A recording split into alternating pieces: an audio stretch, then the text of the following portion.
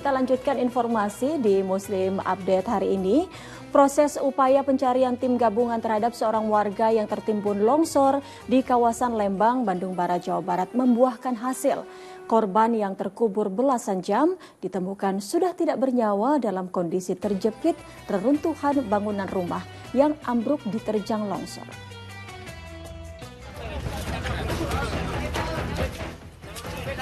Pencarian yang dilakukan tim SAR gabungan dari kepolisian, TNI, BPBD, relawan, dan masyarakat untuk menemukan Dedi Rohendi akhirnya membuahkan hasil.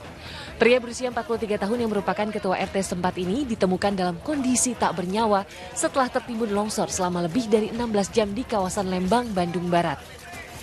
Korban ditemukan di kedalaman beberapa meter di bawah timbunan material tebing yang longsor. Posisi tubuh korban juga terjepit reruntuhan tembok bangunan yang ambruk saat longsor terjadi.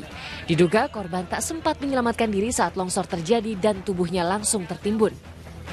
Korban bersama istri dan dua anaknya terjebak reruntuhan bangunan rumah dari tebing setinggi 30 meter yang longsor sekitar pukul 7 malam kemarin. Namun nyawa istri dan kedua anak korban berhasil selamat meski mengalami luka-luka. Jasad korban langsung dibawa ke Puskesmas Jayagiri untuk dilakukan visum. Upaya yang sudah kita lakukan sejak kemarin, jadi barusan sekitar pukul 16.30 ya. Itu korban ditemukan dalam keadaan meninggal dunia. Dan saat ini sudah diserahkan ke pihak keluarga untuk dilakukan pemulasaraan.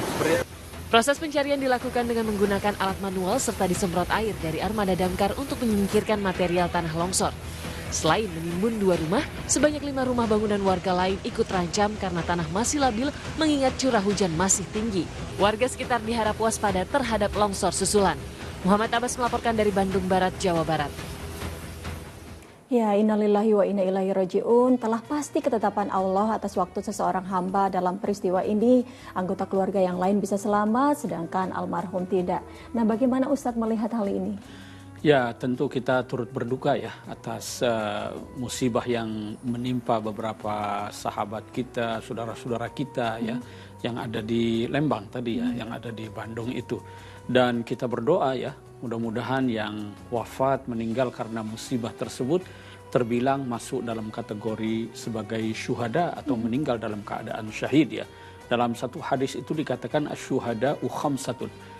Jadi yang masuk kategori syahid itu ada 5 ya. Dalam riwayat lain itu dikatakan 6. Antara lain adalah orang yang meninggal dalam keadaan ta'un. Pandemi itu bisa disebut ta'un ya. Ta'un bisa disebut pandemi. Kemudian ada satu lagi yaitu sahibul hadim. Sahibul hadim itu adalah orang yang tertimpa reruntuhan bangunan. Termasuk tadi kan itu karena bangunan yang runtuh ya. Lalu kemudian al-ghariq, orang yang meninggal dalam keadaan tenggelam. Itu juga masuk kategori syahid. Hanya saja perlakuannya itu berbeda antara yang syahid di medan perang dengan yang syahid seperti ini. Kalau yang syahid di medan perang itu tidak perlu dimandikan, tidak perlu langsung dikuburkan.